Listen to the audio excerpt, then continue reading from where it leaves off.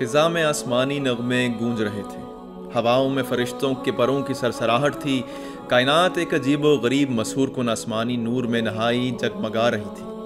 نیر اعظم آنے والے مقدس بچے کے احترام میں سر بسجود تھا، چاند اور تارے نئی دمک اور جلا سے جھلملا رہے تھے، شہر کی روشنیاں نرالی آب و تاب سے مزین تھی، دیوں کی لوئیں خود بخود اونچی ہو گئی تھی۔ خدائے ذوالجلال والاکرام بڑے انہماک سے زمین کی جانب متوجہ تھا۔ آج خدا کا حسین ترین شاہکار عالم وجود میں آنے والا تھا۔ بنت رسول صلی اللہ علیہ وآلہ وسلم علی رضی اللہ تعالیٰ عنہ ابن ابی طالب کی چہیتی شریک زندگی فاطمہ زہرا رضی اللہ تعالیٰ عنہ درد ذہ میں مبتلا، بے چین و بے قرار تھی۔ ان کا پھول سا کمسن چہرہ پسینے کی شبنم میں ڈوبا ہوا تھا، بھیگی بھیگی آنکھوں میں وہ کرب تھا جو ہر ماں کا انعام ہے۔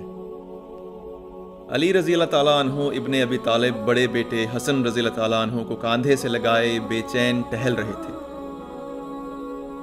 جان سے پیاری بیوی کے کرب کا احساس بے چین و بے قرار کر رہا تھا۔ ایسے نازک وقت میں عورت کو ماں کے پیار کی ضرورت ہوتی ہے۔ علی رضی اللہ تعالیٰ عنہ کے لب دعا کے لیے اضطراب سے ہل رہے تھے۔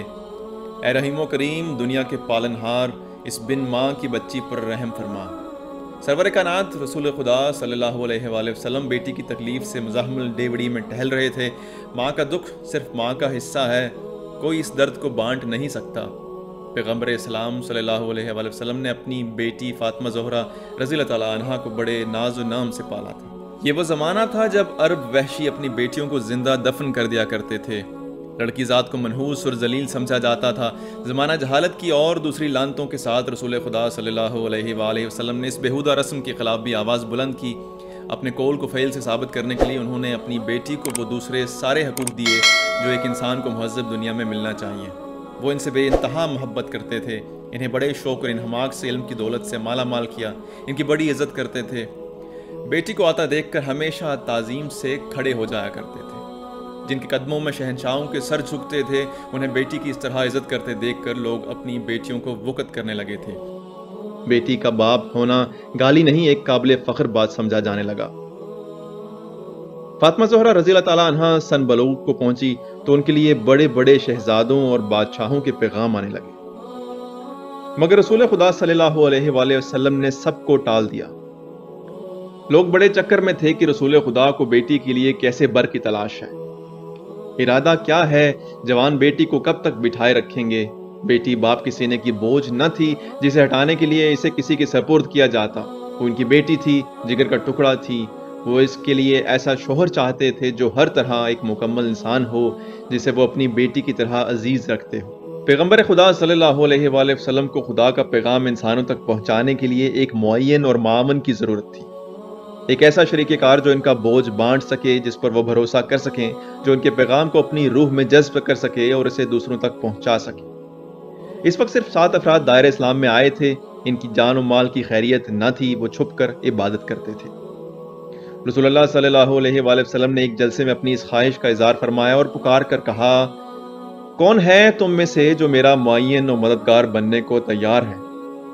بنی ہاشم کے سب ہی معزز اصحاب شریک جلسہ تھے، مگر کسی نے لبیک نہ کہا۔ لوگ کھل کر اظہار خیال کرتے جھجکتے تھے، مخالفین کے خوف سے ہچکچا رہے تھے۔ رسول خدا صلی اللہ علیہ وآلہ وسلم نے امید بھری نظروں سے سب کا منہ دیکھا، مگر سب خاموش تھے، آنکھیں چرا رہے تھے۔ اس وقت اچانک ایک لڑکا جس کی عمر مشکل سے 10-12 برس کی ہوگی مجمع میں سے اٹھا اور نہایت دلیرانہ انداز میں بولا، رسول خدا صلی اللہ علیہ وآلہ وسلم، میں آپ کا معین و مددگار بننے کو تیار ہوں۔ لوگ کھلکھلا کر ہنس پڑے، بھلا ایک کم سن لڑکا اتنا عظیم بوجھ کیوں کر اٹھا سکے گا؟ مگر رسول خدا صلی اللہ علیہ وآلہ وسلم کا چہرہ مسرت سے کھل اٹھا۔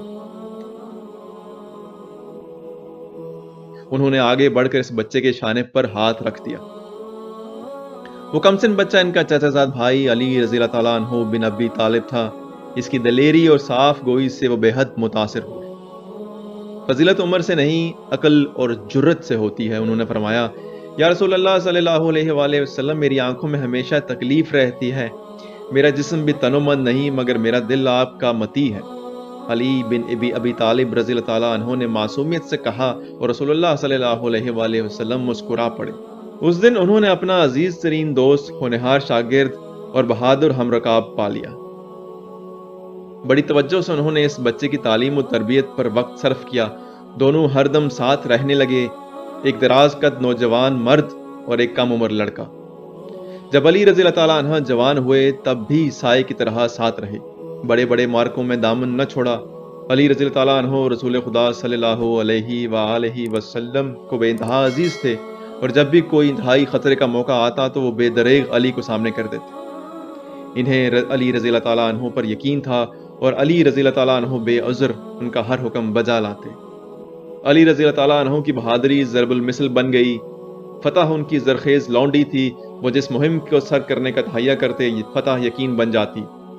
علی بے یک وقت دو تلواروں سے لڑتے تھے، ڈھال کے بجائے دوسرے ہاتھ میں تلوار ہوتی تھی، ان کی دو تلواریں ہی سپر کا کام کرتی تھیں، لوگ انہیں سیف اللہ یعنی خدا کی تلوار کہا کرتے تھے۔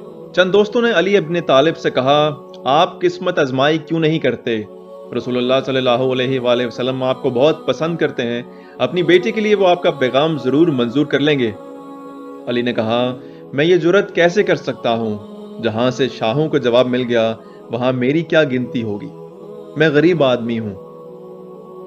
آپ غریب و نادار صحیح، مگر رسول خدا صلی اللہ علیہ وآلہ وسلم آپ کو بہت چاہتے ہیں۔ دوستوں نے کہا، ہمارے خیال میں تو وہ آپ ہی کو پسند کر چکے ہیں، خود اپنے منہ سے کہتے تکلیف ہو رہا ہے، آپ کا فرض ہے کہ پیغام دیں، چاہے وہ منظور کریں یا نہ کریں۔ علی رضی اللہ تعالیٰ عنہ بن ابی طالب نے سر جھکا لیا اور سوچ میں پڑ گئے۔ رسول اللہ صلی اللہ علیہ وآلہ وسلم علی کو پسند فرماتے تھے تو یہ کوئی تعجب کی بات تو نہ تھی۔ علی رضی اللہ تعالیٰ عنہ کی بہادری کا ڈنکا دور دور تک بج رہا تھا، وہ خود اپنی صفات سے بے خبر تھے، اپنے بارے میں کوئی مغالطہ نہ تھا، وہ غریب تھے، انہوں نے ملک جو فتح کیے تھے وہ اپنی ذات کے لیے نہیں اسلام کے لیے کیے تھے۔ ان کے پاس محل نہ تھے، نہ زر و جواہر اور لونڈی و غلام، مزدوری کر کے گزر بسر کرتے تھے، انہیں باغات لگانے کا بہت شوق تھا۔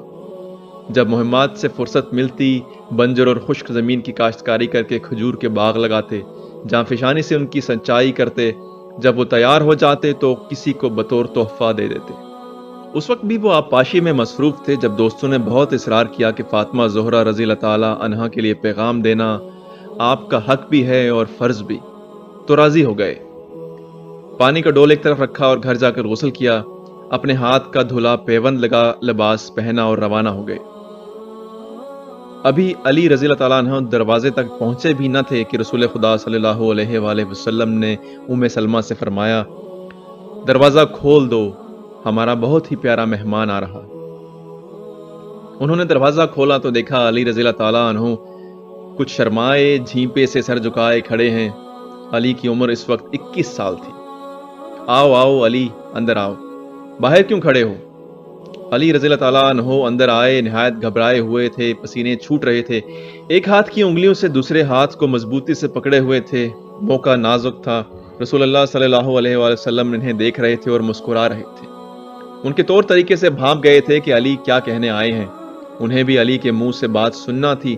مسکراہٹ روک کر پوچھا، کچھ پریشان معلوم ہوتے ہو علی، کیا قصہ ہے؟ علی تھوڑا سا کسمسائے، پیشانی سے پسینہ پونچھا، جی کڑا کر کہہ ہی دیا، یا رسول اللہ صلی اللہ علیہ وآلہ وسلم میں آپ کی بیٹی فاطمہ زہرا رضی اللہ تعالی عنہا کے لیے درخواست کرنے آیا ہوں۔ مہر میں دینے کو کچھ ہے؟ مسکرا کر پوچھا۔ کچھ بھی نہیں، بس یہ تن کے کپڑے ہیں، ایک گھوڑا، تلوار ہے، ذرہ بختر، بس یہی کل اثاثہ ہے۔ تلوار تو ایک سپاہی کے لیے نہایت ضروری ہے، گھوڑے کے بغیر بھی کام نہیں چلے گا، مگر ذرہ بختر کی تمہیں کیا ضرورت ہے؟ خدا تمہارا محافظ ہے، تمہیں اور کسی حفاظت کی حاجت نہیں۔ علی بن ابی طالب رضی اللہ تعالیٰ عنہ نے اپنی ذرہ بختر بطور مہر پیش کر دی۔ تب رسول اللہ صلی اللہ علیہ وآلہ وسلم نے اپنی بیٹی کو بلایا، فاطمہ رضی اللہ تعالیٰ عنہ، علی رضی اللہ تعالیٰ عنہ تمہارے سامنے کھڑے ہیں، یہ تمہارے خواستگار ہیں، بولو تمہاری کیا مرضی ہے؟ فاطمہ زہرا کی پلکیں جھکی رہیں، وہ کچھ بول نہ سکیں۔ 3 بار باپ نے بیٹی سے یہی سوال کیا، جب وہ خاموش رہیں تو کہا، اس کا مطلب ہے علی تمہیں پسند ہے، تمہیں یہ رشتہ منظور ہے، شرم کی وجہ سے خاموش ہو۔ فاطمہ زہرا رضی اللہ تعالیٰ عنہا پھر بھی خاموش رہی۔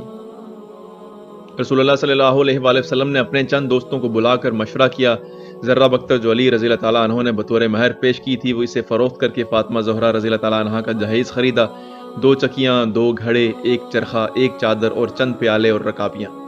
रसूल अल्लाह सल्लल्लाहु अलैहि वसल्लम ही अली रज़ी अल्लाह ताला अन्हु के बुजुर्ग थे। बाकी जो रुपए बचे इनसे वलीमा की दावत का इंतजाम हुआ। आपने अली रज़ी अल्लाह ताला अन्हु से फरमाया, जाओ अली, अहले मदीना को अपने वलीमे की दावत दे आओ। अली घबरा गए, इतना थोड़ा सा खाना और मदीने के हर खास आम की दावत, मगर दम बखुद थे, बोलने की गुंजाइश न थी। अगर वाकई अहले मदीना बुलावा पाकर आ गए तो गजब हो जाएगा, बड़ी शर्मिंदगी उठाना पड़ेगी। लिहाजा एक टीले पर खड़े होकर बड़ी धीमी आवाज में पुकारा, ऐ अहले मदीना, अली इब्ने अबी तालिब के वलीमे की दावत है, शिरकत फरमाकर इज्जत अफजाई कीजिए। अली समझते थे कि यूं होले से पुकारेंगे जो सुनेंगे आ जाएंगे, जो ना सुन पाएंगे नहीं आएंगे। अच्छा ही है कि मेहमान आए, खाना बहुत कम मिकदार में है। मगर हवा को जो शरारत सूझी तो अली रज़ी अल्लाह ताला अन्हु की आवाज को ले उड़ी और गली गली कूचा कूचा खबर पहुंच गई। जब बुलावा देखकर वापस लौटे तो ये देखकर पैरों तले से जमीन खिसक गई कि एक भीड़ लगी है। लोग जोक दर जोक पैदल और नाकों पर सवार चले आ रहे हैं। रसूल खुदा सल्लल्लाहु अलैहि वसल्लम की प्यारी बेटी की शादी और अली रज़ी अल्लाह ताला अन्हु के वलीमे की दावत कौन अहमक था जो छोड़ देता। पूरे मदीने की खलकत टूट पड़ी। या रसूलुल्लाह सल्लल्लाहु अलैहि वसल्लम, खाना कैसा पूरा पड़ेगा? जरा देखिए तो मेहमानों की रेल पेल। अली ने परेशान होकर पूछा, फिक्र न करो, इंशाअल्लाह खाना पूरा हो जाएगा। और ऐसा ही हुआ, लोगों ने खाया और बचाया। सब बरकत का नवाला खाकर सैर हो गए। रसूलुल्लाह सल्लल्लाहु अलैहि वसल्लम ने अपनी प्यारी बेटी फातिमा ज़हरा रज़ी अल्लाह ताला अन्हा का हाथ अपने सबसे प्यारे रफीक और शरीक कार और लायक तरीन शागिर्द के हाथ में देकर खुदा का शुक्र अदा किया। यकयक फातिमा ज़हरा रज़ी अल्लाह ताला अन्हा का हिजरा नूर से जगमगा उठा। दरो दीवार बका नूर हो गए। अस्मा हड़बड़ाई हुई हिजरे से बाहर निकली। अली, अली रज़ी अल्लाह ताला अन्हु, बेटा मुबारक हो, बाखुदा बिल्कुल चांद का टुकड़ा है। अली रज़ी अल्लाह ताला अन्हु ने इत्मीनान का सांस लिया और आंखों से आंसू बहने लगे। रसूल खुदा सल्लल्लाहु अलैहि वसल्लम के कान आवाज पर लगे हुए थे, बड़ी तेजी से अंदर दाखिल हुए। लाओ अस्मा, कहाँ है मेरा बेटा, हमें दिखाओ। जरा सब्र कीजिए, नहला धुला कर अभी लाती हूँ। इसे नहलाने की कोई जरूरत नहीं, वो तो पाक है। अल्लाह ताला ने इसे आसमानी तहारत बख्शी है, तुम हमें ऐसे ही दे दो। अस्मा ने बच्चे को एक जर्द कपड़े में लपेटा और बाहर ले आई। नाना ने बच्चे को सीने से लगाया और बेख्तियार चूमने लगे। अली, अली जरा बेटे को देखो, खुश नसीब हो तुम और फातिमा के खुदा ने तुम्हें ये बेटा दिया।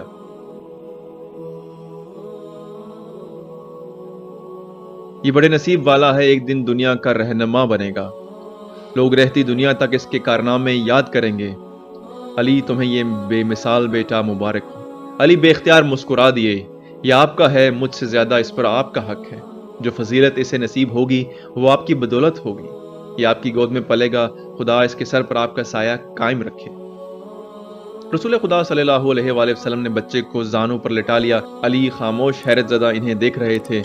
उन्होंने कभी रसूलुल्लाह सल्लल्लाहु अलैहि वसल्लम को यूं बच्चे की तरह खुशी से हंसते नहीं देखा था।